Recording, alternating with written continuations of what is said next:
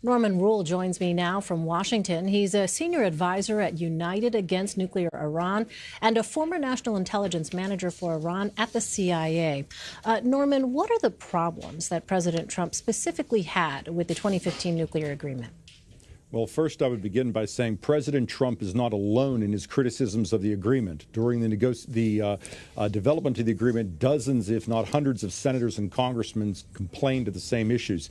And that is, in essence, in the end, after about 25 or 30 years, Iran is in a place where it could, were it to wish to do so, to develop a nuclear weapon. But more importantly and more immediately, the president, I believe, is concerned, and rightfully so, that there has been little done to push back against Iran's aggressive posture in the region, its development of new surrogates, its proliferation of advanced missile technology against Saudi Arabia and Israel, and of course its development of an unreasonably large ballistic missile program, which is a threat to the entire region. But what specific evidence does the administration cite that Iran has violated the deal? Well, I believe the president is referring to the cache of documents that were uncovered by Israeli intelligence. Now, to be clear, the assessment of the documents thus far does not change anything that was previously known. We knew Iran lied about its previous military program. We knew Iran ended that program around 2004. The documents may provide additional granularity, but they won't tell much more than that. But I think what the president is referring to is the mere fact that the Iranians kept these documents. Now, to be clear, documents and compact discs do not a nuclear weaponization program make. But the fact that Iran did keep the so-called cookbook for a nuclear weapons program certainly empowered opponents of the deal to say that sooner or later, as restrictions fall away, Iran will have the map to develop a nuclear weapons program. In his remarks, the president referenced efforts by the administration in the last few months to renegotiate the deal to his satisfaction. What do we know about what those talks looked like?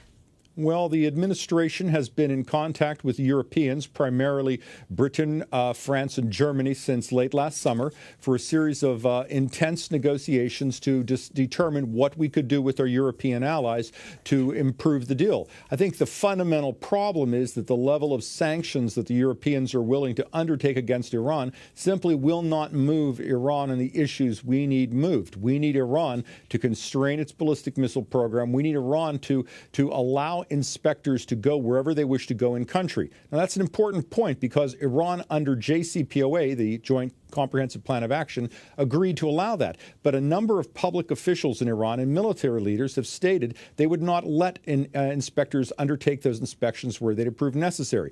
In fairness for the administration, which is it? So I think the administration was disappointed that after a number of months that the talks did not produce the level of sanctions that would be required to cause Iran to change its position. So then what effect will the sanctions the U.S. is reimposing actually have on Iran? That will be significant, but it will depend in large part on our ability to work with our European partners. The sanctions will take effect in some cases 90 days and 180 days. That's effectively early November.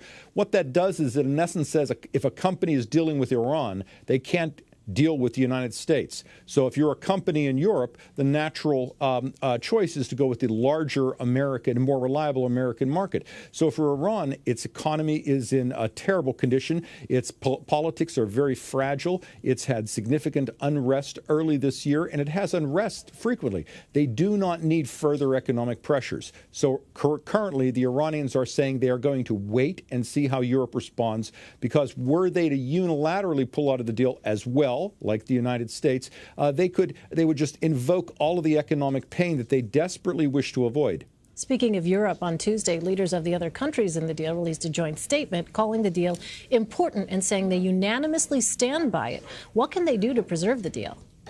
Well, that's going to be difficult because they're going to have to work within the framework of the impact of U.S. sanctions, and they're going to have to make some hard decisions.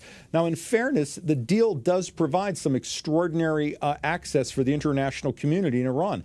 This is an unprecedented rollback of a country's nuclear enterprise, an unprecedented coverage of a country's nuclear enterprise. And this is something that, frankly, it's tough to lose this for the world. Those negotiations meetings were very difficult. They involved some of the finest American diplomats and scientists, as well as their European colleagues, and it took a couple of years to put together. So for Europe, they rightfully are saying, what is Plan B? How will we develop something as good? And how do we move forward?